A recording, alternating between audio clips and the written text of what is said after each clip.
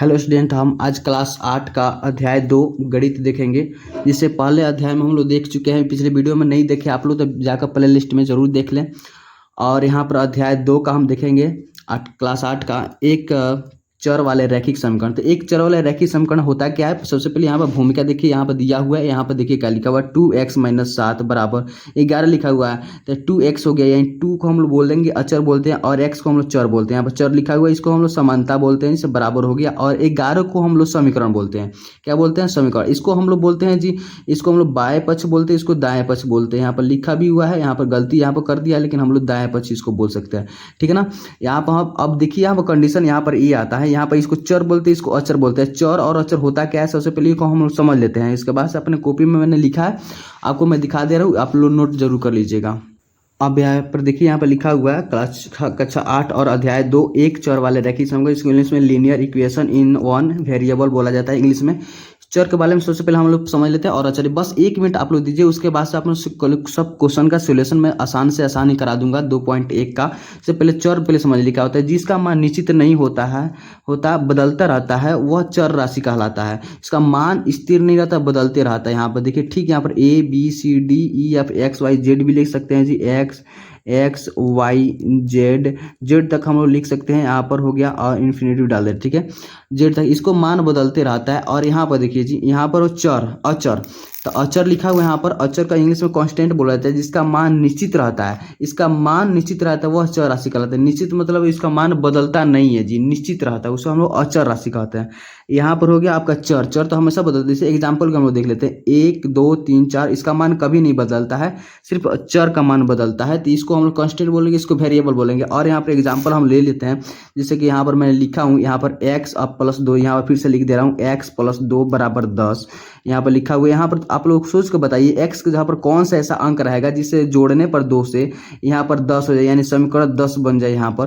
तो बताइए आप लोग। तो यहाँ पर आप लोग सोच के जरूर बता दीजिएगा। यहाँ पर ये छोटा मोटा क्वेश्चन है, इसे 8 रखेंगे, 8 को 2 को 10 हो जाएगा। देखिए x का मान बदल गया कि नहीं बदल गया, यानी x के जहाँ पर हम 8 रख देंगे और 2 को, ये 8 2 10 होता है, यानी 10 इसका मान हो गया। अब उसके बाद से यहाँ पर x का मान निकालने की बात करेगा, अगर तो बात करेगा निकालने की, तो और आसान है जी। x अब मान लीजिए यहाँ पर तो छोटा मोटा क्वेश्चन था, फटाक तो हम लोग क्या कर दिए, 8 रख दिए।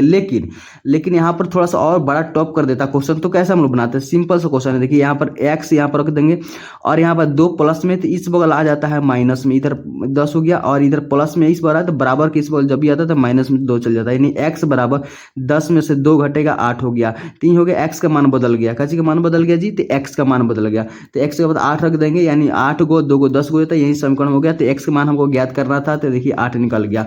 अब मैं देख लेता हूँ यहाँ पर प्रश्नावली 2.1 में आप लोग का दिया हुआ है, यहाँ पर निम्नलिखित समीकरणों का हल ज्ञात कीजिए। यहाँ पर किताब में भी आपका दिया हुआ है जी, किताब में आप देख लीजिए यहाँ पर। और यहाँ पर लिखा है निम्नलिखित समीकरणों का हल ज्ञात कीजिए। यहाँ पर 1 नंबर क्वेश्चन है 3 × x - 3 बराबर, यानी 15 लिखा हुआ है, 15 लिखा हुआ है। 3 × यहाँ पर x + 3 - 3 बराबर 15 लिखा हुआ है। इसको हम x का मान निकालना, तो x का मान निकलेगा कैसे? सबसे आसान तरीका मैं बता रहा हूँ, आप देखते रहिए बस। इतना शॉर्ट से शॉर्ट मैं वीडियो बनाऊंगा, आप लोग देखिए। निम्नलिखित समीकरणों का हल कीजिए। यहाँ पर मैंने लिख दिया है, यहाँ पर क्वेश्चन भी लिख दिया, 1 नंबर का क्वेश्चन लिख दिया। अब कैसे बनाएंगे इसको, तो हम देखते हैं। यहाँ पर देखिए, यहाँ पर कैसे बन गई। यहाँ पर लिखा हुआ है 3, यहाँ पर इंटू, यानी गुणा छिपा रहता है यहाँ पर, यानी 3 में हम लोग पहले x से गुणा करेंगे, फिर हो जाएगा 3x। फिर यहाँ पर माइनस है तो माइनस डाल दीजिए, फिर 3 से गुणा करेंगे इस 3 में, है ना। तो यहाँ पर गुणा छिपा रहता है, बताए थे आपसे कि यहाँ पर इंटू है, गुणा छिपा रहा है, 3 से x में करेंगे इस बार, फिर माइनस का माइनस हो गया, फिर 3 से 3 में गुणा करेंगे। 3 तरीका होता है 9 अब बराबर 15, सिंपल है। अब यहाँ पर देखिए 3x को एक जगह यहीं पर छोड़ देंगे, ऐसे कि चर के साथ में ये। उसके बाद से यहाँ पर क्या करेंगे, 15। अभी बताए थे आप सबको कि इधर जब भी होता है माइनस में इस वगैरह है तो इस पर प्लस में हो जाता है, इधर प्लस में रहता है तो इधर माइनस में हो जाता है। तो यहाँ पर माइनस सबको दिया हुआ है, तो माइनस यहाँ पर दिया हो तो यहाँ इधर आके प्लस में हो जाएगा। अब यहाँ पर देखिए 3x बराबर, इसको जोड़ेंगे तो कितना हो जाएगा, 15 को और 9 को होता है 24 को, ये 24 को हो गया आपका। उसी तरह अभी यहाँ पर क्या करेंगे, यहाँ पर गुणा रहता है, 3x लिखा हुआ, यहाँ पर गुणा छिपा रहता है, तो जब गुणा छिपा रहेगा इधर तो इधर भागा में आ जाता है।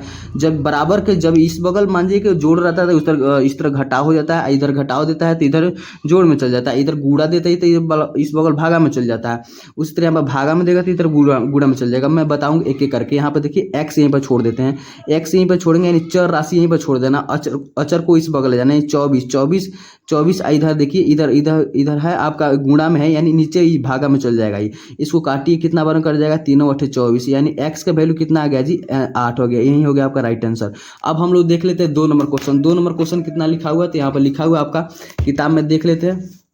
किताब में लिखा हुआ यहाँ पर x/2 - 7 = 15। तो हम अपने कॉपी में नोट कर लेते हैं। यहाँ पर 2 नंबर क्वेश्चन है, 2 नंबर लिखा हुआ है यहाँ पर x/2 - 7 = 15, है ना। सबसे आसान से आसान क्वेश्चन मैं बना कर दिखाऊंगा आपको, सबसे आसान लगे, ताकि फटाक बन जाए। कोई भी एग्जाम में क्वेश्चन आ जाए तो एक्स का मान निकालने के लिए कोई भारी बात नहीं है, आप सिर्फ बनाते रहिए। यहाँ पर देखते रहिए वीडियो, सब लास्ट तक देखिएगा। यहाँ पर x/2, एक्स जो भी हो इस पहले एक साइड कर देंगे इसको, उसके बाद एक साइड करने के बाद यहाँ पर क्या करते हैं हम लोग, यहाँ पर माइनस में 7 है तो इस बॉल भेज देते हैं हम लोग प्लस में 7 चला गया यहाँ पर। अब मैंने बताया था यहाँ पर देखिए, यहाँ पर कि यहाँ पर भागा रहता है, सॉरी गुणा है, तो यहाँ पर भागा में चला गया। लेकिन अब इसके बाद मैं बताऊंगा क्या, देखिए x/2 है बराबर 15 गो और 7 को होता है 22 को होता है, तो दोनों जोड़ दिए। अब देखिए यहाँ पर ये भागा में दे दिया, ये नीचे दे दिया, यानी इधर चल जाएगा गुणा में, इस बार नीचे भागा इस तरह होता है ना जी। जैसे मान लीजिए हम लोग यहाँ पर क्या करते हैं, जैसे 8 रहता है तो 8 से हम लोग ऐसे लिखे तो, चाहे 8/2 लिखे तो बात बराबर आएगा, 2 चौका 8 आता है। अच्छा यहाँ पर 2 चौका 8, सॉरी 2 चौका 8, 4 यहाँ पर। तो इस तरह भागा कीजिए या चाहे इस तरह काटिए, अब आंसर आएगा, आपका आंसर आएगा 4 ही आंसर आएगा। अब यहाँ पर देखिए, यहाँ पर यह क्या हुआ है, एक्स यहीं पर छोड़ देंगे, यहाँ पर नीचे भागा में, तो इस बगल गुणा में चल जाएगा। 22 गुणा हो जाएगा 2, यानी एक्स का वैल्यू आपका 22 में 2 से गुणा कीजिए, 2 दूना 4 और 2 दूना 4, 44 आंसर हो गया, राइट आंसर हो गया आपका। अब हम लोग देखते हैं 3 नंबर क्वेश्चन। 3 नंबर क्वेश्चन यहाँ पर लिख लेते हैं। 3 नंबर क्वेश्चन यहाँ पर लिख लेते हैं। 3 नंबर क्वेश्चन यहाँ पर लिखा हुआ है आपका, हम लिख लेते हैं माइनस यहाँ पर 2x/7 और उसके बाद से लिखा हुआ है +2 = 8। आप किताब में जरूर देख लीजिएगा। यहाँ पर 3 नंबर क्वेश्चन देख लें। अब यहाँ पर देखिए कैसे बनाया गया। अभी मैंने बताया था चर वाला जो भी होगा इसको अकेले छोड़ दीजिए। इधर 2x/7, इधर प्लस में है तो इस बगल आ जाएगा आपका माइनस में 8 - 2। अब उसी तरह यहाँ पर देखिए 2x हो गया, 2x/7, इधर होगा 8 में से 2 घटेगा 6 हो जाएगा, 6 हो जाएगा। यहाँ पर क्या अभी बताया था मैंने, ये भागा के रूप में है तो इस बगल गुणा के रूप में चल जाएगा। -2x को यहीं पर छोड़ देना, x को एक साइड ही कर देना है, यानी चर राशि को एक साइड कर देना, उसके बराबर 6। इधर भागा में तो इधर कच्ची में आ जाए तो गुणा में हो जाएगा। अब यहाँ पर देखिए क्या करना है, अब यहाँ पर क्या करना है, x यहाँ पर लिखा -2x बराबर लिखा 6 7 कितना होता है, तो 42 होता है। 42 यहाँ पर लिखा गया। अब देखिए क्या होता है, यहाँ पर x को हमको छोड़ देना है, यहाँ पर छोड़ देने के बाद यहाँ पर गुणा के रूप में यहाँ पर छिपा रहता है जी, गुणा यहाँ पर आता है, यानी इनटू में है यहाँ पर 42, इधर हो जाएगा आपका -2, यहाँ पर होता है -2, इधर आएगा भागा के रूप में -2, तो 2 से काटेगा 42 को, तो 2 दूना 4 और 2 एकम 2, यहाँ पर माइनस लगा हुआ है जी। तो x बराबर यहाँ पर 21 हो गया है, तो -21, यही हो गया आपका राइट आंसर। अब इसे 3 नंबर क्वेश्चन बन गया। हम देख रहे हैं 4 नंबर क्वेश्चन। 4 नंबर क्वेश्चन देखिए क्या कर रहा है। 4 नंबर क्वेश्चन है आपका, क्वेश्चन जरूर लिख लीजिएगा आप लोग। 4 नंबर क्वेश्चन हम लिख दे रहे हैं यहाँ पर 7 - 3x = 8, 18 हो गया। आप लोग जरूर कॉपी किताब में देख लीजिएगा। यहाँ पर किताब में सब लिखा हुआ है, यहाँ पर किताब मैंने सामने रखा है। यहाँ पर देखिए 4 नंबर 7 - 3x = 18 लिखा हुआ है। अब हम लोग चलते हैं इसको बनाने। चलिए देखिए कॉपी पर 4 नंबर क्वेश्चन देखिए यहाँ पर लिखा हुआ है। अब इसको क्या करना है, कुछ नहीं इसमें है, हम बताए थे जैसे इसे बताए थे वैसे कर देना है। क्या कीजिएगा, इसको यहाँ पर -3, यहाँ पर कलम बदल देते हैं, -3x बराबर, इधर है प्लस में 7, इसे प्लस छुपा रहता है, इधर प्लस में 7 है तो इस बगल माइनस में आता है, 18 - 7 हो जाएगा। -3x बराबर, यहाँ पर देखिए 18 में से 7 घटेगा तो कितना होता है, तो 8 में 7 घटेगा 1 और उसके बाद 1, 11 हो गया। क्या हो गया जी, 11 हो गया। अब यहाँ पर देखिए, यहाँ पर -3x है तो यहाँ x यहीं पर छोड़ दे रहे हैं, ठीक है, 11 अब बटा -3, यही हो गया आपका राइट आंसर।